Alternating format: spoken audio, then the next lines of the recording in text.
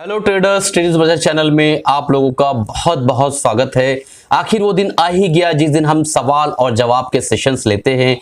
आपके सवाल और मेरे जवाब। दोस्तों, आज इस सेशन में बहुत इंपॉर्टेंट एक सवाल मैंने उठाया है, उसको ध्यान से देखिएगा। बाकी सारे सवाल के जवाब तो मैंने इसमें दिए ही हैं, बट ये जो सवाल है इसको मैं अभी ही बता देना चाहता हूं।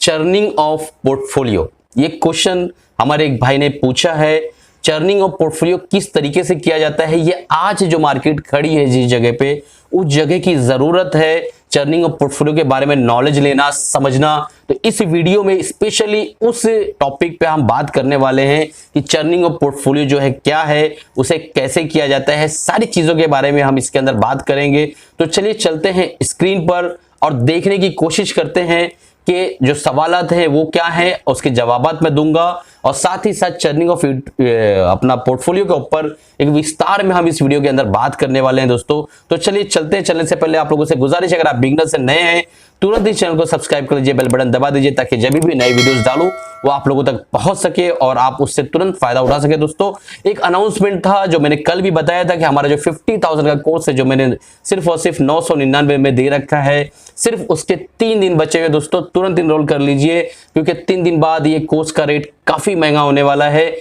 इनफैक्ट रेट वही था, मैंने उसको स्कीम में 1000 मतलब 999 रुपए में दिया हुआ था, तो वो पुराने रेट से कुछ हजार रुपए महंगे हो जाएंगे। तो आप जो अगर इनरोल नहीं किया तो तुरंत इनरोल कर लीजिए। चलिए चलते हैं चार्ट पर देखने की कोशिश करते हैं आज के सवाल। हेलो ट्रेडर्स, हम जो है फाइनली स्क्रीन पर आ गए और अब हम सवालात उठाएंगे और सारे जवाब देने की कोशिश करेंगे। तो चलिए शुरू करते हैं। सबसे पहला जो सवाल पूछा है प्रेषित गाजबिये ने, सर नेस्ले का टारगेट का कुछ बता सकते तो बताइए प्लीज। इन्होंने सवाल किया कि नेस्ले का टारगेट सर क्या हो सकता है, अगर आप बता सकते हैं तो उसका टारगेट बताइए। तो चलिए चलते हैं नेस्ले के चार्ट पर।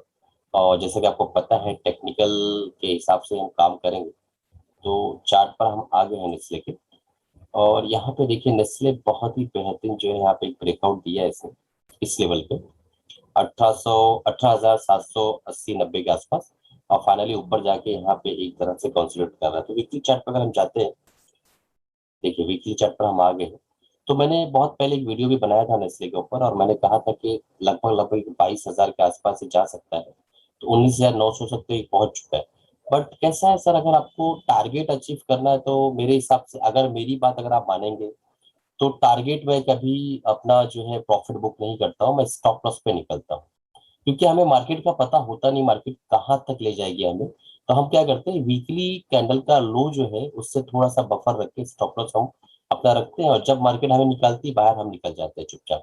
उस पर फिर अपना दिमाग नहीं लगाते हैं कि भाई ऐसा क्यों ऐसा क्यों, तो हम चुपचाप निकल जाते हैं। तो ये चीज हो गई कि नेस्ले जो है कहाँ तक जाएगा उसका जवाब। उसके बाद जो है सवाल है sir, positional like 1 month 3 6 8 months के लिए स्टॉप लॉस देना जरूरी है क्या? शेयर को फॉलो करते रहना चाहिए? प्राइस कम होते रहे तो एक्यूमुलेट करते रहना चाहिए? प्लीज बताइए। और सौरव मंडल ने इन्हें पूछा है कि सर जो है पोजीशन ट्रेडिंग में, मतलब जहाँ तक मुझे सवाल समझ में आया कि मार्केट नीचे गिरते हैं तो हमें क्या एक्यूमुलेट करते रहना चाहिए, क्या स्टॉप लॉस लेना चाहिए? तो सर अगर आप ट्रेडिंग के टाइम पे, अगर आपका पर्सपेक्टिव है कि हम स्विंग ट्रेडिंग कर रहे हैं 15 दिन, 1 महीना, 1.5 महीना, तो आपने एक स्टॉप लॉस डिसाइड किया होगा। तो जब अगर आपका स्टॉप लॉस हिट होता है तो आप स्टॉप लॉस पे निकल जाइए। डाउन साइड में कभी भी एवरेज आउट नहीं करना रहता है। एवरेजिंग किस तरीके से करना है, पिरामिडिंग किस तरीके से करना है, हमारे चैनल पे वीडियो मौजूद है। आप ट्रेड विद बजर पिरामिडिंग डालेंगे तो वीडियो आ जाएगा, उसको आप जाकर देखिए, तो आपको काफी आइडिया मिल जाएगा कि किस तरीके से पिरामिडिंग हमें करना है। उसके बाद अगला सवाल जो है पूछा है ताकिर मर्चेंट ने, respect sir please make video on stock churning. तो स्टॉक चर्निंग एक बहुत बेहतरीन टॉपिक है, मैं उसको अच्छे से एक्सप्लेन कर देता हूँ, और किसी दिन टाइम मिला तो उस पर बहुत ही बेहतरीन जो है एक बड़ा वीडियो भी बना दूंगा ताकि आपको सब चीज़ें समझ में आ जाए। स्टॉक चर्निंग के लिए सबसे इंपॉर्टेंट क्या होता है कि आप सेक्टोरियल जो है इंडाइसिस की, सेक्टोरियल इंडाइसिस की एनालिसिस करें।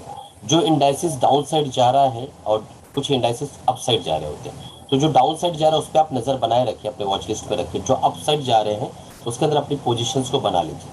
पोजीशंस किस पे बनाना है? डेफिनेटली जितनी भी लीडर्स कंपनियां हैं उस सेक्टर की, उनमें ही अपनी पोजीशंस को बनाइए। और उसको रैली को आप इंजॉय करिए।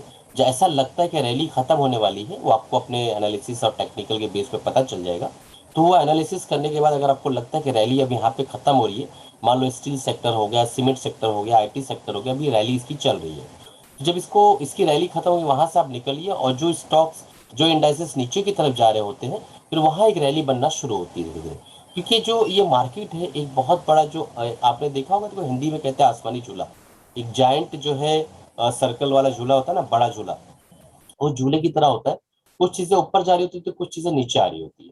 तो जो चीज ऊपर जा रही है आप उस पर रैली करिए, जो चीज नीचे आ रही है उसके अंदर आप जो है उतर जाइए, मतलब जो चीजें नीचे आ रही है उससे उतर जाइए, और फिर जब वो वापस अप साइड जाने लगे, वापस अप साइड जाने लगे, तो आप जो है उसके अंदर फिर चढ़ जाइए। तो इस तरीके से आपको चर्निंग करते रहना है। और अच्छे से और सीखना है दोस्तों, तो फिर आप हमारा कोर्स ले सकते हैं जो पेड कोर्सेज है। अभी काफी अच्छी स्कीम चल रही है, और 30 तारीख के बाद जो है हमारा जो 50,000 का कोर्स है वो 15,000 रुपये में मिलेगा आपको। तो 50,000 का कोर्स हम सिर्फ और सिर्फ 15,000 में देंगे। तो आप वो कोर्स अटेंड कर सकते हैं, ले सकते हैं। अभी उसके अंदर एक बहुत बेहतरीन ऑफर चालू है। अब हमारे कॉन्टेक्ट नंबर पे कॉन्टेक्ट करिए तो हम आपको बताएंगे क्या ऑफर चल रहा है। तो चलिए शुरू करते हैं। अगला सवाल, समर खान, इन्होंने कहा really like the content the way it is put, great confident narration as well. Thank you sir, बहुत बहुत शुक्रिया कि आपने जो हमारी हौसला अफजाई की और हमारे काम की सराहना की। हम इस तरीके से ही काम करते रहेंगे आप लोगों के लिए। शेख सुफियान ने कहा सर गैस सेक्टर का क्या करें। तो देखिए गैस सेक्टर बहुत ही बढ़िया सेक्टर है। गैस सेक्टर एक ऐसा सेक्टर है, ये एक ऐसी एनर्जी है, एक ऐसा जो सेक्टर है जिसके बारे में बड़े बड़े उद्योगपति को भी समझ में आ रहा है कि ये सेक्टर जो है बहुत बढ़िया सेक्टर है, इसके अंदर अच्छी एंट्री मिलेगी और अच्छा स्कोप है इसके अंदर। तो गैस सेक्टर का लॉन्ग पर्सपेक्टिव आप 2 5 10 साल का सोच के काम करते हैं तो बहुत ही बढ़िया रिजल्ट मिलेगा। लेकिन फिर भी हम जो दिग्गज कंपनी है दो इसके बारे में चार्ट पे देख लेते हैं। देखिए अभी आईजीएल आईजीएल देखिए 200 डीएमए के आसपास है, लाल लाइन 200 डीएमए की लाइन है। जिन्हें नहीं पता मूविंग एवरेज क्या होता है तो हमारे जो है चैनल पर मूविंग एवरेज फ्री में अवेलेबल है। अब जाके वीडियो देखिए और समझने की कोशिश करिए मूविंग एवरेज कैसे काम करती है।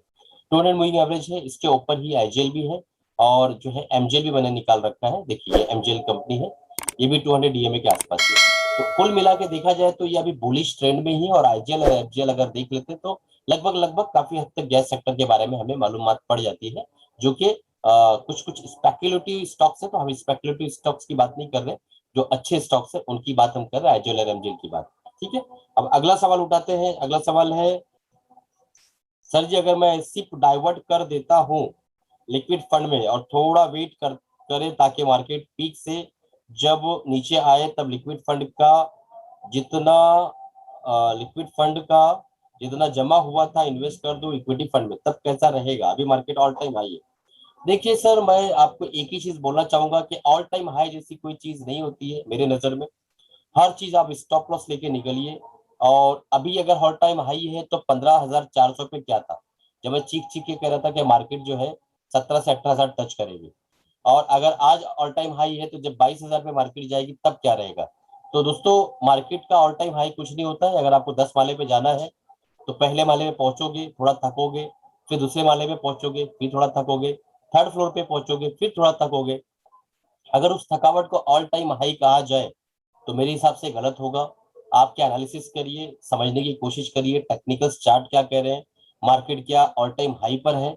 मुझे ऐसा फिलहाल नहीं लगता। हाँ करेक्शन हो सकती है, करेक्शन के लिए मैं इनकार नहीं करता हूँ। 4 5% 7% 10% तक की करेक्शन हो सकती है। पर क्या आप बता सकते हैं कि ये करेक्शन अभी आने वाली है, इसी महीने में आने वाली है, या 23,000 जाने के बाद आने वाली है, या 22,000 जाने के बाद आने वाली है, या 20,000 जाने के बाद आने वाली है।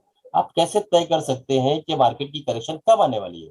हो सकता है 22,000 जाने के बाद मार्केट करेक्ट होकर 19,000 या 17,000 या 20,000 तक आए, तब तो आप मार्केट में नहीं रहेंगे। तो सबसे बेहतरीन तरीका ये है कि आप सिप जो है उसको रोकिए नहीं, सिप कंटिन्यू रखिए, मेरी ये राय रहेगी। सिप का एक्चुअल फंडा यही है कि आप उसको कभी ना रोके। सिप में जो लोग जाते हैं वो अपनी सेफ्टी के हिसाब से ही जाते हैं। तो जब वो मार्केट के उतार और चढ़ाव में दोनों तरीकों से इन्वेस्ट कर रहे होते हैं तो मुझे ऐसा नहीं लगता है। सिप पे मैंने 2 दिन पहले एक वीडियो भी बना रखा था, आप जाके उसको बेहतरीन तरीके से देख लीजिए, समझने की कोशिश करिए कि सिप पे जो लोग जाते हैं वो जो है मार्केट के उतार और चढ़ाव दोनों को नजर में रखते हुए, उसके मार्केट की जो रिस्की चीजें हैं उसको नजर में रखते हुए सिप करते हैं, एसआईपी यानी सिस्टमेटिक इन्वेस्टमेंट प्लान करते हैं। तो उन्हें market down side up side दोनों साइड में मिलती है। तो अब आप यहाँ पे टाइम नहीं कर सकते मार्केट को कि डाउन साइड जाएगी तो लूंगा, क्या पता जाए ही नहीं, कुछ भी हो सकता है दोस्तों।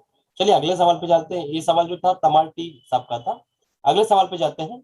सूर्यकांत कुलकर्णी साहब ने पूछा है भेल का शेयर जब तक होल्ड करे या फिर लॉस पे सेल करना चाहिए।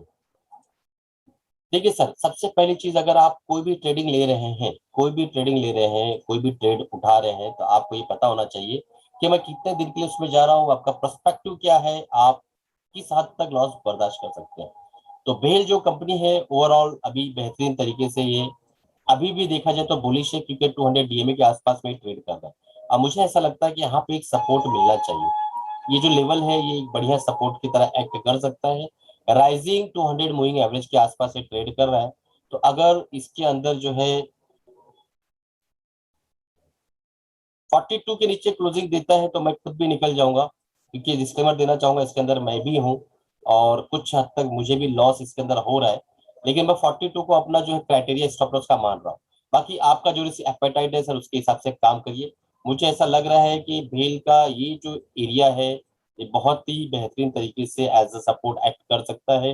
भेल के अंदर जब ये ट्रेंड लाइन टूटेगी, ये जो ट्रेंड लाइन बनी हुई है, ये ट्रेंड लाइन टूटना बहुत जरूरी। ये ट्रेंड लाइन जब टूटेगी तो इसका जो है एक थोड़ा सा प्राइस एक्शन चेंज होगा और उसके बाद एक हायर हाई बनाकर ये ऊपर जाने की ताकत रखता है। मुझे ऐसा लगता है यहाँ से एक रिवर्सल आने की पूरी पूरी संभावना है। इस जगह से इस तरीके से एक रिवर्सल आना चाहिए, उसके बाद ये अपनी ऊपर की जर्नी करना चाहिए। ओवरऑल तो ये बुलिश है, लेकिन 42 के नीचे क्लोज करता है, जैसा कि मैंने आपको समझाया अभी कि मेरे पोर्टफोलियो में भी है, ये लॉस के अंदर है। ये क्रॉस करेगा तो मैं जो है इसको इधर से निकल जाऊंगा, इसमें नहीं रुकूंगा दोस्तों, क्योंकि मेरा एक स्टॉप लॉस होता है, वो हिट हुआ तो मैं निकल जाता हूँ। मुझे लॉन्ग टर्म इन्वेस्टर बनने में कोई खुशी महसूस नहीं होती है। मैं कोई खुशी महसूस नहीं करता हूँ कि लॉन्ग टर्म इन्वेस्टर। हाँ, अगर ट्रेंड है, वो ट्रेंड 1 साल है मैं रुका रहूंगा, 2 साल है रुका रहूंगा, 5 साल है रुका रहूंगा, लेकिन अगर वो ट्रेंड खत्म होता है तो मैं वहां से निकल लेता हूँ। मैं कोई खुशी महसूस नहीं करता हूँ कि मैं लॉन्ग टर्म इन्वेस्टर हूँ। लॉन्ग टर्म इन्वेस्टर बन के मुझे कोई अवार्ड मिलने वाला नहीं है। तो दोस्तों इसी के साथ अलविदा चाहता हूँ। उम्मीद है कि आपको हमारे सवालात के जवाब पसंद आ रहे होंगे और ये जो सेशन है सवाल जवाब का वो आप लोगों को अच्छा लग रहा होगा। अगर आपके भी मन में कोई सवाल है तो इस चैनल पे पूछ सकते हैं। अगर सवाल वाकई मतलब अच्छा रहा तो मैं उसको पुट ऑन करने की कोशिश करूंगा और आपके जवाब देने की कोशिश करूंगा। इसी के साथ अलविदा चाहता हूँ। उम्मीद है दोस्तों आप खुश होंगे, कमा रहे होंगे अपनी